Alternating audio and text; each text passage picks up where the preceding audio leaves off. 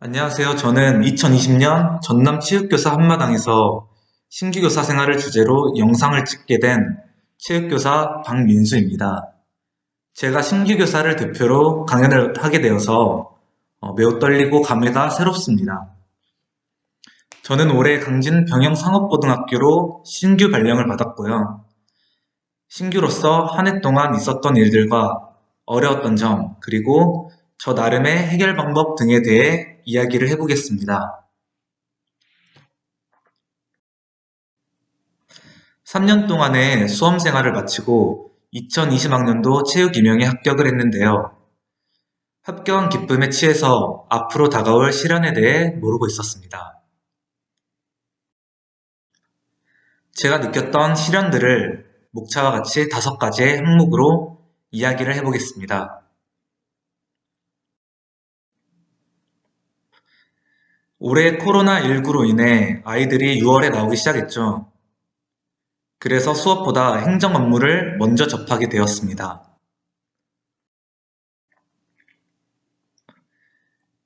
행정 업무의 가장 기본이 되는 에듀파인과 나이스입니다. 에듀파인에서는 공문서를 확인할 수 있고 반대로 필요시 공문을 보낼 수 있습니다. 학기 초 어려웠던 점은 보건 업무를 맡게 되어 여러 가지 현황들을 제출해야 했습니다. 처음에는 사용법이 미숙하고 익숙하지 않아서 많이 헤맸습니다. 또 학기 초에는 코로나19로 인해 41조 연수를 많이 냈는데 이와 같이 개인 근무 신청을 상신할 때 어떤 곳에서 해야 하는지, 그리고 내용은 어떻게 써야 하는지, 결제 라인은 누구를 선택해야 하는지 어려웠습니다. 세 번째로는 올해 업무 분장은 크게 학생안전기획, 보건, 기숙사를 맡게 되었는데 소규모 학교이다 보니 인수인계가 제대로 이루어지지 않고 나가시는 경우가 많아서 업무 파악에 힘들었습니다. 마지막으로는 동료 교사에게 이러한 어려운 점들을 어느 정도 물어봐야 하고 또 교무행정사님께 어느 정도 공문 처리를 부탁드려야 하는지 힘들었습니다. 이러한 문제에 대한 대처 방법은 다음 사진과 같이 옆자리 선생님께 귀에 피가 나도록 여쭤보는 것이었습니다.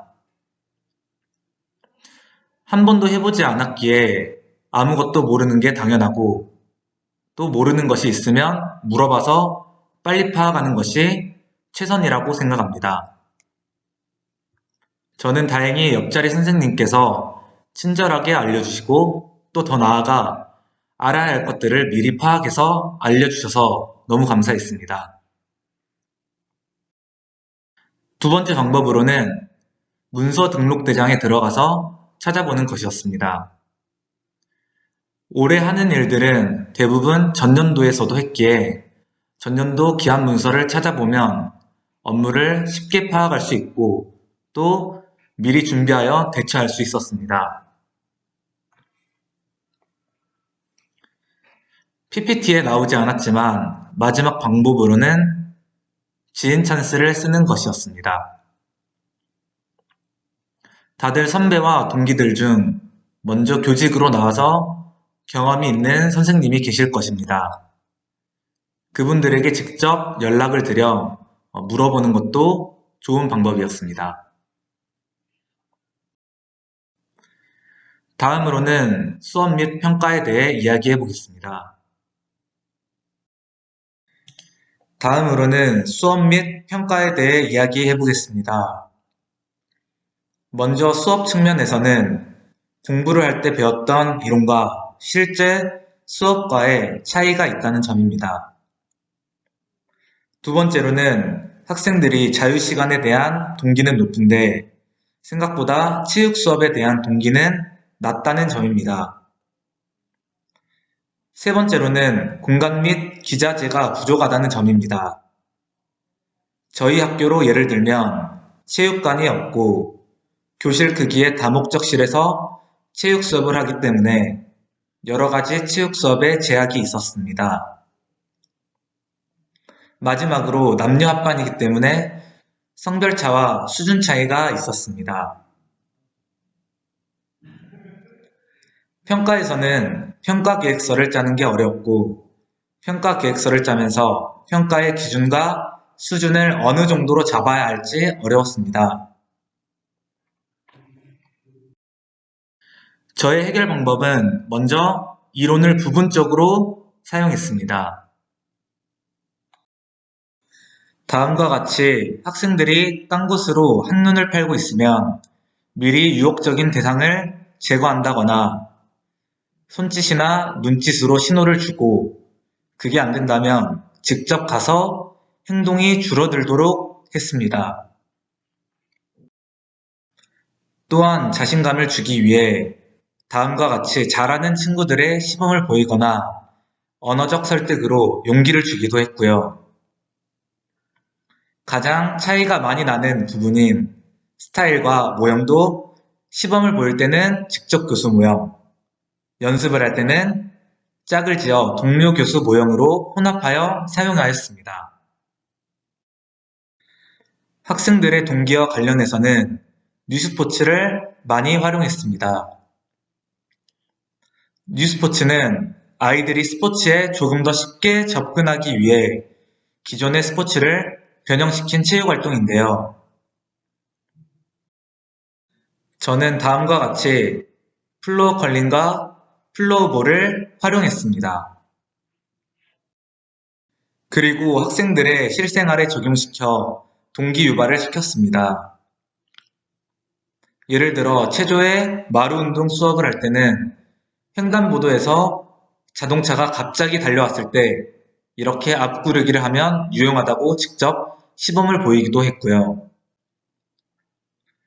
세 번째로 공감 및 기자재는 교육과정 재구성을 통해 해결했습니다. 규칙 그대로 연습하는 게 아니라 공간이 부족하다면 공간을 줄이고 해당 종목 이외의 기자재를 충분히 활용했습니다. 마지막으로 수준차와 성별차는 다양한 난이도를 제시했고요. 그 난이도를 선택할 수 있는 선택권을 부여했습니다. 평가 측면에서 해결 방법을 말씀드리겠습니다. 먼저 처음 평가 계획서를 짤 때 기본 지식이 없고 학생들의 수준 또한 미리 파악할 수 없기 때문에 많이 헤매다가 다른 학교 선생님들의 평가 계획서를 살펴봤던 것 같습니다. 각 학교 홈페이지에 살펴보면 평가 계획서가 올라와 있는 경우가 있더라고요. 그 이후에는 평가를 짤 때 학생들의 특성 및 수준을 파악하려 노력했고 그에 따른 적정한 난이도가 어느 정도인지 많은 고민 후에 평가를 짰습니다. 또한 평가 기준을 추상적으로 짜기보다는 구체적으로 짜기 위해 노력했습니다. 그리고 공부할 때 체육 측정 평가에서 배운 타당성과 신뢰도, 즉 객관도가 확보되었는지 확인을 했고요. 마지막으로는 평가에 대해 부족함을 느끼고 전라남도 교육연수원에서 과정중심평가와 같은 평가 연수를 수강했습니다. 다음으로는 학생 지도에 대해 이야기해 보겠습니다. 학생 안전 기획의 배정을 받고 학생들의 일탈이나 사건에 대해 처리하는 일들을 하게 됐습니다. 이 업무를 하면서 먼저 감정 조절을 하는 게 어려웠고요. 어느 정도 강도로 학생들을 지도해야 하는지 또 어려웠습니다. 또한 흡연 학생들은 지속적으로 적발되고 중독으로 인해 끊기가 어려운데 이를 어떻게 지도해야 하는지 어려웠습니다. 학창시절을 떠올리려고 해도 저는 비흡연자여서 이와 같은 경험이 없기도 하고요. 그리고 마지막으로 위와 같은 지도를 하고 나서 학생과의 관계는 어떻게 유지해야 하는지 어려웠습니다. 저는 아직 신규이기 때문에 아직도 어떤 게 정답인지 모르겠습니다. 하지만 1년 동안 학생들을 지도해 보면서 그림에서 보는 것과 같이 래포를 형성하는 게 중요하다는 것을 깨달았습니다. 래포란 상호 간에 신뢰하며 감정적으로는 친근감을 느끼는 인간관계를 말합니다. 저는 학기 초에 이러한 인간관계를 형성하지 않고 학생들을 지도했는데 이로 인해 학생들의 불만과 반항이 컸던 것 같습니다. 이후에 아이들에게 먼저 친근하게 다가가고 친밀감을 형성하면서부터는 어떤 지도를 할 때 학생들이 자신의 잘못을 인정하고 반성하는 태도를 보이더라고요. 그래서 래포, 즉 친밀감을 느끼는 인간관계를 만들어 놓는 것이 중요하다고 느끼게 됐습니다. 네 번째로 동료 선생님들과의 관계에 대해 이야기해 보겠습니다. 이 주제에 대해서는 일부러 PPT를 만들지 않았는데요. 저와 다른 선생님들의 신규 때 경험을 빌려 이야기해 보겠습니다. 소규모 시골 학교의 경우 학교 선생님들의 연령이 높다고 합니다. 이러한 특성으로 인해 함께 이야기할 수 있는 대화의 주제나 동료 선생님들과의 친목이 조금 어려웠다고 합니다. 또 경력 있으신 동료 선생님들에게 배우고 있고 도움을 받고 있는 신규 교사로서는 사적인 부탁이나 거절하고 싶은 부탁들도 소신 있게 거절하지 못하는 경우도 있고요. 그리고 체육교사라고 하면 분위기 메이커 역할을 잘할 거라는 인식에 따른 부담감을 가지고 있고 주량이 약한 체육교사들에게는 실망스럽다는 시선마저 받는 경우가 있었다고 합니다. 이것에 대한 것은 여러분들의 여러 가지 경험이나 노하우를 들어보고 이야기해보는 시간을 가져보고 싶습니다. 마지막으로 행사에 대해서 이야기하겠습니다. 체육교사에게 행사하면 빠질 수 없는 게 체육대회인데요. 제가 체육대회를 잡은 날이 코로나19 여파가 줄어든 시점이라서 운 좋게 체육대회를 진행할 수 있었습니다. 먼저 가장 어려웠던 점은 사전 준비였습니다. 계획서와 가정통신문을 작성하여 내부 기한을 올리고 또 발송을 해야 하며 체육대회 물품을 미리 조사하여 구매해야 했습니다.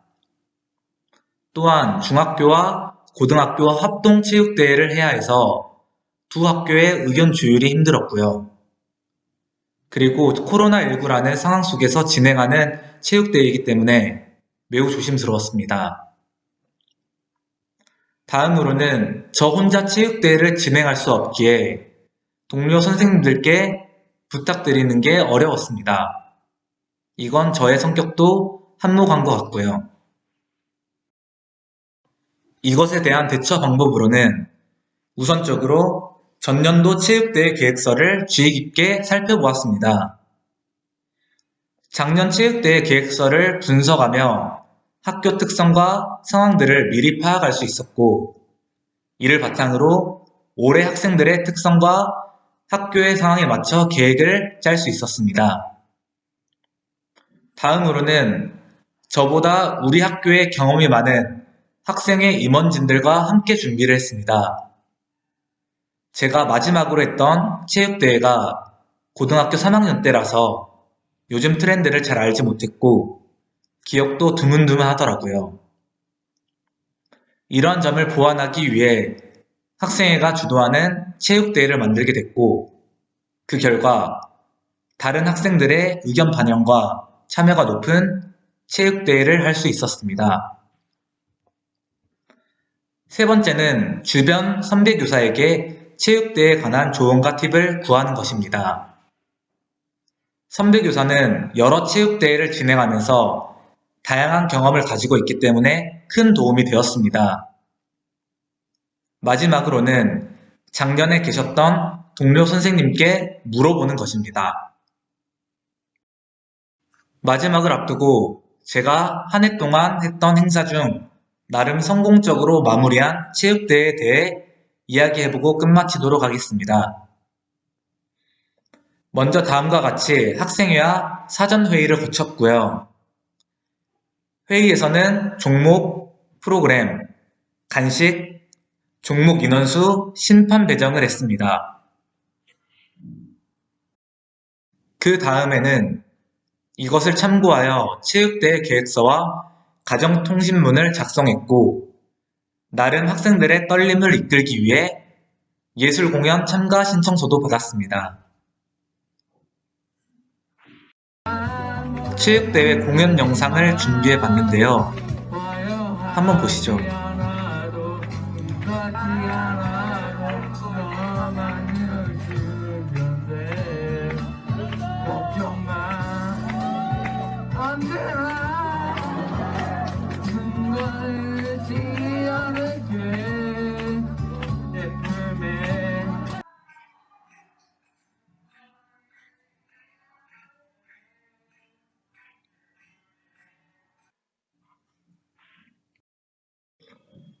체육대회가 끝나고는 추수활동으로 좋았던 점과 개선할 점을 설문조사하여 반성하고 보완하는 시간을 가졌습니다. 이로써 오늘 준비한 영상은 여기까지입니다. 마지막까지 시청해주셔서 너무 감사합니다.